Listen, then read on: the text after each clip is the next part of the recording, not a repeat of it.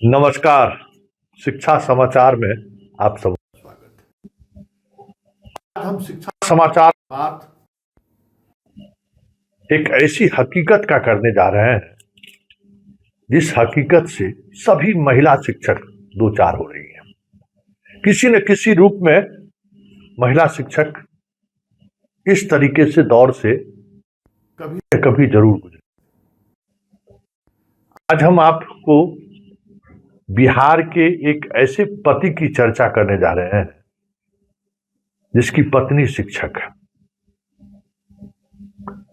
और पत्नी की सेवा के दौरान, मतलब नौकरी के दौरान, शिक्षक की भूमिका के दौरान क्या क्या पीड़ा झेलना पड़ रहा है, उसको एक पत्र के माध्यम से विभाग के अधिकारी को उन्होंने लिखा है। हालांकि मेरे लिए यह कोई पहली खबर नहीं है या पहला कोई पत्र नहीं है। ऐसे बहुत सारे पति देव सब हमें फोन करके अपना दुखड़ा सुनाते रहे। स्वाभाविक तौर पर एक तो सेना का जवान, बॉर्डर पर तैनात, उसकी पत्नी शिक्षिका और इस स्कूल का टीचर उस शिक्षिका को इतना परेशान किया कि मुझे उस इलाके के थाना अध्यक्ष को फोन करना पड़ा। और फोन ही नहीं करना पड़ा, उस थाना अध्यक्ष के माध्यम से उस मास्टरवा का इलाज भी कराना पड़ा। हालांकि उस सैन्यकर्मी को यह बात पता भी नहीं है, सिर्फ उसने अपनी व्यथा व्यक्त की थी कि किस तरीके से उसकी पत्नी को मास्टरवा टॉर्चर करता है।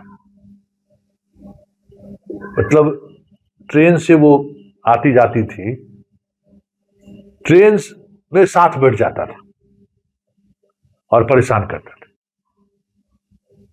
इस हद तक उतर गया था वो मास्टर। तो ये कोई एक घटना नहीं है। जो टेम्पू वाला शिक्षिका को रोज महीना का पैसा लेकर पहुंचाता है, वो भी मौका मिलते ही छेड़छाड़ करने से परहेज नहीं करता है। बस हो, गाड़ी हो, या फिर जिस शिक्षक के साथ शिक्षिका अपने ही स्कूल में पढ़ने वाले शिक्षक के साथ कोई शिक्षिका अगर साथ नियमित आती जाती है तो वो भी कभी न कभी उसकी कीमत वसूलने की कोशिश करते हैं। ये एक हकीकत है। और नए जनरेशन की जो शिक्षिका है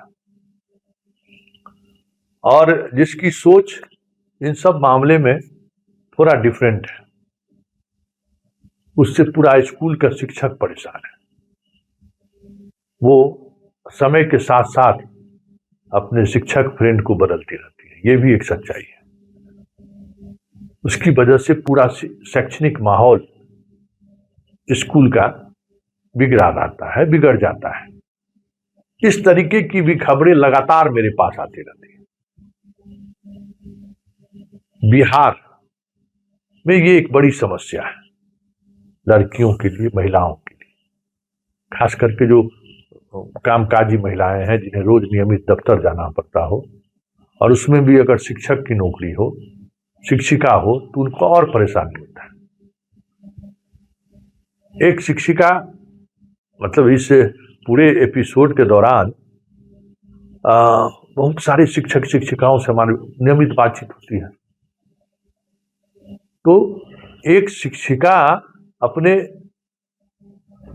निजी अनुभव को लेकर जो बातें हमें बताई, उसके हस्बैंड वो भी शिक्षक है और उनके मित्र शिक्षक वो भी मतलब शिक्षक ही है,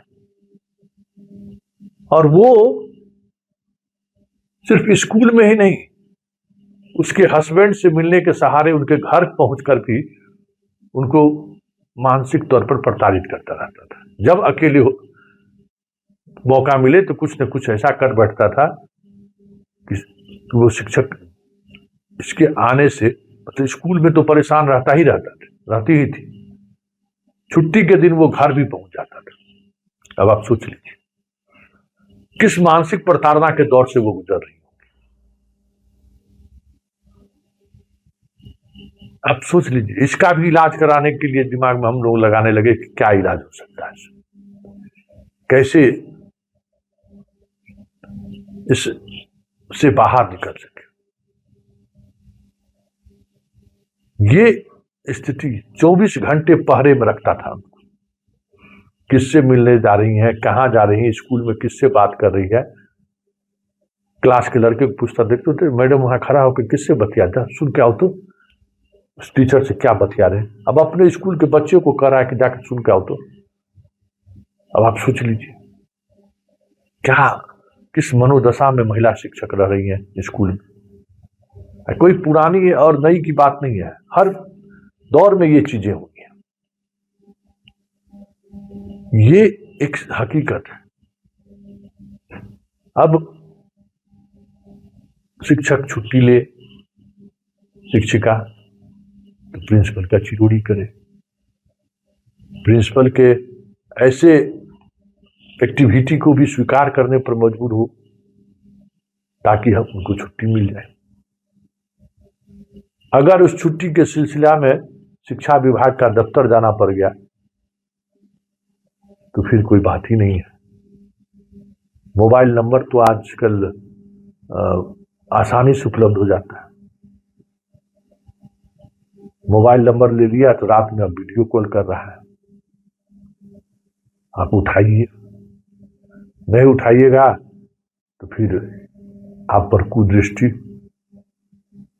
आप बताइए रात में किस हाल में है, कैसे है, वीडियो कॉल करके क्या बतियाएंगे।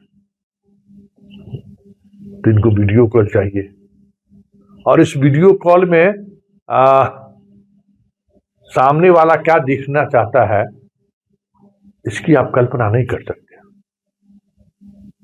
बातचीत थोड़ी आगे बढ़ने पर अगर किसी ने उठा भी लिया तो बात वहां तक पहुंच जाती है। उनको लगता है कि वीडियो कॉल उठा ही लिया तो कुछ 2 कदम और हम आगे बढ़ जाए।